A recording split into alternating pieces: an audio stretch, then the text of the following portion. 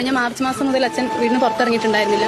ഈ പാർട്ടി കാര്യങ്ങൾ കൂടുതലും നമ്മളോട് ഷെയർ ചെയ്തിട്ടുണ്ടായിരുന്നില്ല. പക്ഷെ ഭയങ്കര മാനസിക സംഘർഷത്തിലായിരുന്നു. അന്ന് ഒരു ഭയങ്കര ഇഷ്യൂ ഉണ്ടായിരുന്നു അച്ഛനെ ദയിപ്പിക്കുന്നതുമായിട്ട് ബന്ധപ്പെട്ടിട്ട്. പക്ഷെ അച്ഛൻ എഴുതിയ ആത്മഹത്യാക്കുറിപ്പിൽ അച്ഛൻ പ്രത്യേകം എഴുതിയിട്ടുണ്ട്, എന്നെ ദയിപ്പിക്കരുത്, എന്നെയും മകനെയും കുഴിയെടുത്ത് പൊതുശ്മശാനത്തിലെ സംസ്കരിക്കാവുള്ളൂ എന്ന് അച്ഛൻ പ്രത്യേകം പറഞ്ഞിട്ടുണ്ടായിരുന്നു. കോൺഗ്രസിലെ പ്രമുഖ 2 നേതാക്കന്മാരെ പേരും പറഞ്ഞു.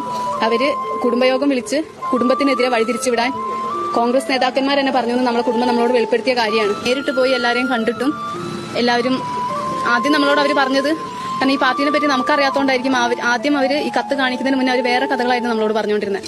പക്ഷെ അച്ഛൻ അതിനകത്ത് അവർ പറഞ്ഞ കഥകൾ അച്ഛൻ കറക്റ്റ് എഴുതി വെച്ചിട്ടുണ്ട്. അപ്പൊ നേരെ ടിസ്റ്റ് ആവുക ചെയ്ത്. അപ്പോഴാണ് ഈ കത്തിലായിരുന്നെങ്കിൽ ചിലപ്പോൾ നമ്മളും അച്ഛനെ സംശയിച്ചു പോയേനെ. നിങ്ങൾക്ക് ആ കത്ത് വായിച്ചാൽ ശരിക്കും മനസ്സിലാവും.